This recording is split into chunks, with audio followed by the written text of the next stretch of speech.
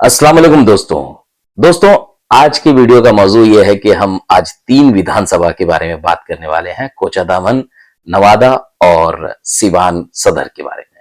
दोस्तों, कोचाधामन से एमआईएम के उम्मीदवार हैं सरवर आलम और उनके ऑपोजिट में है एनडीए की विनीता देवी और राजद ने यहां से मास्टर मुजाहिद को अपना उम्मीदवार बनाया है। दोस्तों, ये बातें मैं इसलिए कह रहा हूं क्योंकि कोचाधामन एक मतलब ऐसी सीट है, हॉट सीट बनी हुई है इसलिए क्योंकि यहाँ के पहले जो विधायक थे वो अस्फी साहब, इजहार अस्फी साहब, वो पहले एमआईएम की टिकट से जीते थे और जैसा कि आप सब लोग जानते हैं कि उन्होंने राजद में चले गए थे किसी लालच में।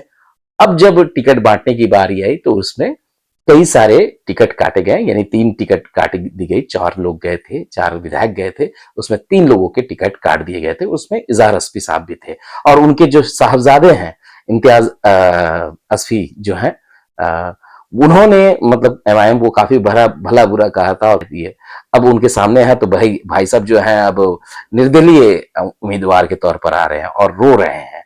ड्रामा अच्छा है क्योंकि आपको खुद समझ में आना चाहिए कि आपने कैसी कैसी बातें कही थी और एमआईएम के बारे में, और आज अल्लाह ताला ने सबक दे दिया है और ये गुनाहों की सजा है।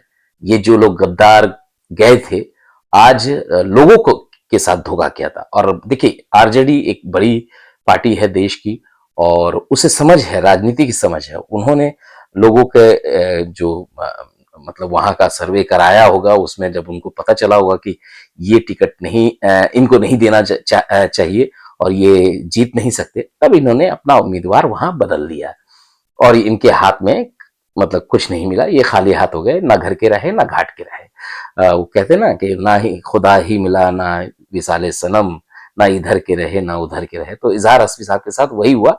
अब उनके बेटे जो हैं वो रो रहे हैं और इमोशनल कार्ड खेल रहे हैं। लोगों से मेरी अपील है कि इनके बहकावे में मत आए, ये सिर्फ कुछ वोट काटेंगे और अपना चलते फिरते बनेंगे। इनकी राजनीतिक करियर की यही खात्मा हो गई है। सबसे बड़ी बात अब समझ लीजिए, क्योंकि लोग जब जनता के साथ में धोखा करेंगे तो जनता सबक सिखाना जानती है। इनका चरित्र लोगों तक आ चुका है, लोगों को समझ आ चुका है कि ये कभी भी अपने मफाद के लिए किसी के साथ भी जा सकते हैं। तो ये हुई कोचाधामन की बात। अब आते हैं दोस्तों सिवान की बात करते हैं। सिवान में यहाँ पे कैंडिडेट बनाया गया है मोहम्मद कैफ को और इसके मतलब अपोजिट में है सबसे मजबूत कैंडिडेट राजद के अवध बिहारी चौधरी, जो शायद स्पीकर भी रहे अपने जमाने में जब सरकार बनी थी। तो वहां मोहम्मद कैफ है एमआईएम के उम्मीदवार।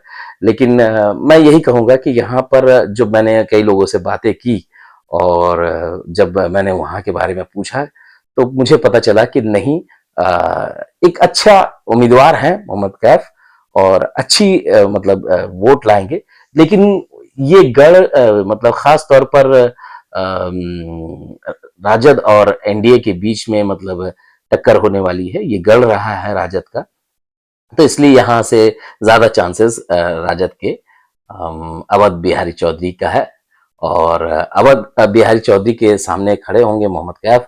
और कोई नहीं, इंशाल्लाह अगर अल्लाह की जात में ये रहेगा तो मोहम्मद कैफ की मेहनत काम आएगी और जीतेंगे। अब आते हैं दोस्तों नवादा। नवादा से एमआईएम ने मेरा ख्याल है कि कोई अभी तक मेरे पास ऐसी जानकारी नहीं आई है कि किसे टिकट दिया है, लेकिन मुझे जहां तक पता चला है कि यहाँ के सिटिंग विधायक साहब जो पहले राजद से थे और तेजस्वी साहब जो हैं वो इन दिनों मतलब टिकट काट रहे हैं।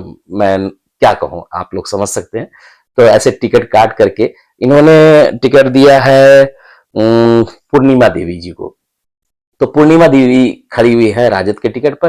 तो जब कामरान साहब को ये पता चला तो उन्होंने जनता से पूछा कि क्या करना चाहिए, तो जनता ने उन्हें जवाब दिया और कहा कि निर्दलीय खड़े होइए। तो निर्दलीय खड़े हुए हैं कामरान साहब और उनके नामांकन में जिस तरह का जन सैलाब आया उसको देखकर विरोधियों के पैरों तले जमीन जरूर खिसक गई होगी। तो ये फिलहाल 3 सीट की बातें थी। अब आते हैं चौथी बात पर। दोस्तों, बहुत इंपॉर्टेंट बात है। बार बार कहा जाता है कि आप अपने विधायक ऐसा चुनिए, आप अपने नेता को ऐसा चुनिए जो बोलने वाला हो, आपकी बातें करने वाला हो, आपके मसाइल को हल करने की कोशिश करने वाला हो, आपके जो मसाइल हैं उसको विधानसभा, लोकसभा में उठाए।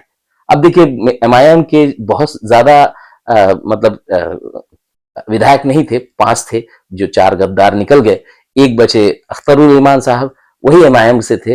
और जो विधानसभा का जो एडीआर का जो अभी एक रिपोर्ट आया है, उसके तहत ये पता चला है कि विधानसभा में सबसे ज्यादा सवाल करने वाले शख्स का नाम है अख्तरुल इमान। अख्तरुल इमान साहब ने बेस्ट मतलब अपना परफॉर्मेंस दिया है, सवाल किए हैं विधानसभा में और लोगों के मसाइल को उठाया है। तो आप सोच लीजिए, एक विधायक ने आपकी आवाज को वहां बुलंद किया है। जब ज्यादा से ज्यादा विधायक होंगे तो क्या होगा, तो वो मंजर ही अलग होगा। इसलिए कहते हैं, जरूर अच्छे विधायक को चुनिए। अपनी आवाज उठाने के लिए अच्छे विधायक का चुनाव करना बहुत जरूरी है। तो इसके लिए एमआईएम को बहुत बहुत मुबारकबाद कि अख्तरुल इमान साहब ने वो खिताब जीता है जिसमें सबसे ज्यादा सवाल किए जाने के लिए उनको इस मतलब उनको सराहा गया है। तो ये आप स्क्रीनशॉट मेरे इस बगल में देख रहे होंगे। दोस्तों, एक और बड़ी खबर है। मैं नहीं चाहता था कि मैं इस बारे में बात करूं, क्योंकि मैं मौलाना सालिम साहब के बारे में नहीं चाहता था कि और ज्यादा वीडियो बनाऊं। कल मैंने कहा था कि मैं नहीं ज्यादा बात करना चाहता, लेकिन आज एक खबर आई है जिस पर बात करना बहुत जरूरी है। मौलाना सालिम साहब का जो नामांकन है वो रद्द हो गया है किन्हीं कारणों से। डॉक्यूमेंट के कुछ मतलब कारण थे। यहाँ भी मौलाना साहब ने इल्जाम ही लगाया है, जैसा उनकी आदत बन गई है, हर चीज में वो इल्जाम ही लगाते। तो यहाँ पे भी उन्होंने इल्जाम लगाया कि किसी की साजिश है। अब वो साजिश अगर है तो भाई प्रूव करें। एनीवे, लेकिन मैं बस यही कहूंगा, मुझे दुख है कि मौलाना साहब मतलब उनका नामांकन रद्द हो गया। मैं दिल से चाहता था कि वो लड़े और पता तो चले कि उनको कितने वोट मिलते हैं। मैं इसलिए कह रहा हूं दोस्तों, ये आपको ऊपर जाकर के अल्लाह को मुंह दिखाना, वहां सवाल जब होंगे तब आपके पास जवाब नहीं होगा। आपने हलफ लिया था कि पार्टी का इख्तियार होता है कि वो किसे टिकट दे, और मैं ये तस्लीम करता हूँ कि पार्टी को उम्मीदवार चुनने का पूरा इख्तियार है। और मैं अल्लाह के नाम पर हलफ उठाता हूँ कि पार्टी जिसको भी उम्मीदवार चुने मैं उसे मिन्नवान तस्लीम करूँगा। लेकिन आपने हलफ तोड़ा। मैं बस यही कहना चाहूंगा कि अब आप ना घर के रहे ना घाट के रहे, क्योंकि आपकी हालत ये हो गई कि अब आप इलेक्शन लड़ नहीं सकते और ना एमआईएम में रह सकते हैं। हाँ, आप फिर वही अपनी मतलब कयादत की बात करते हुए जितना आपने एमआईएम में रह के बातें की, उन सब के खिलाफ आप अपने जाएंगे और किसी दलाल पार्टी को आप ज्वाइन करेंगे, या फिर आप अपनी एक छोटी सी संस्था बना करके खड़े होंगे। पब्लिक सबसे इंपॉर्टेंट होती है लोकतंत्र में, तो जनता जवाब देना जानती है। आप मैं दिली ख्वाहिश थी कि आप खड़े होते तो आपको पता चल जाता कि आपने कितनी बड़ी गलती की है। जनता को एक्सक्यूज नहीं चाहिए होता है मौलाना साहब, आपको समझ आना चाहिए। आप अभी भी कहते हैं कि उनको सजा मिलेगी जिन लोगों ने साजिश किया। आपको किस बात की सजा मिली है पता है आपको? आप हर चीज में अल्लाह की मसलिहत होती है, इसमें क्या मसलिहत होगी आप जरूर गौर कीजिए। आपने गलत किया है मौलाना साहब, यहाँ पे लगाया है। तो दोस्तों, यही बातें थी। मैं अपने वीडियो में अभी फिलहाल एमआईएम से जो मजलिस से जुड़ी हुई बातें थी वो लेकर के आया हूँ। मिलता हूँ आपको एक नए वीडियो में। तब तक के लिए अलविदा, अपना ख्याल रखिए।